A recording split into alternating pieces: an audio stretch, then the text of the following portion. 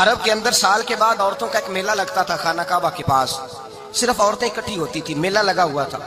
ایک تورات جاننے والا یہودی عالم بھی آیا ہوا تھا.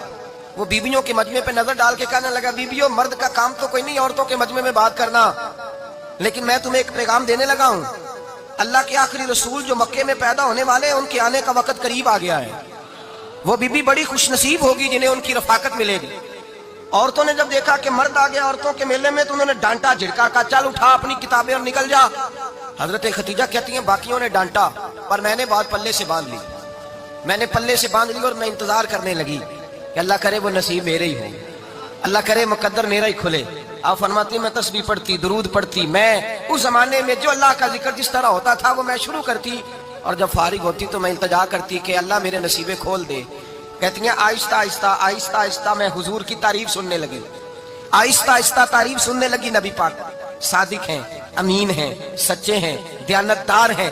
اس برے اور میلے معاشرے میں بھی وہ سب سے اعلیٰ بھی ہیں اور سب سے اجلے بھی ہیں, وہ سب سے پاکیزہ ہیں. میں سننے لگی تعارف, آہستہ آہستہ میں ان کی گرویدہ ہونے لگی. ادھر نبی پاک صلی اللہ علیہ وسلم اپنے چچا جناب ابو طالب کے پاس رہتے تھے. قحط آ گیا, حالات بگڑ گئے.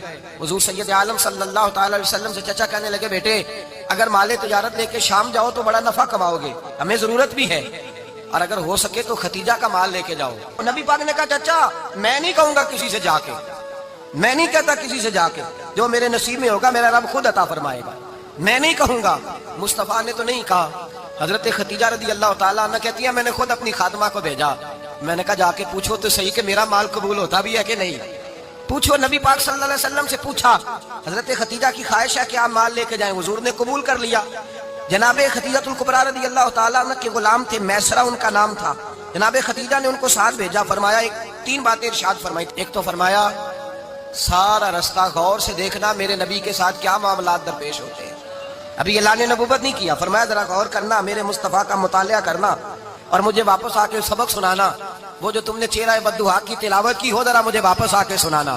جنہاں نے دل بھر جانی ڈٹھا ہو اکھیاں ہی تک لیاں, تو ملے ہو تے ساجن ملیا ہوں ناسا لگ پیاں. ذرا جا کے نا تلاوت کرنا اور مجھے اور دوسرا فرمایا تم میرے غلام ہو تو مصطفیٰ کے بھی غلام بن کے رہنا.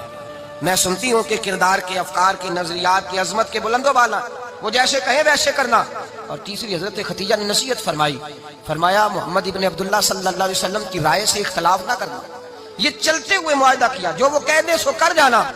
غلام کہتے ہیں میں ساتھ گیا, باتیں میں نے سن لی, لیکن جب سفر شروع ہوا نا ابھی چند منزلیں طے ہوئی تھی. میں نے کہا ختیجہ آپ نے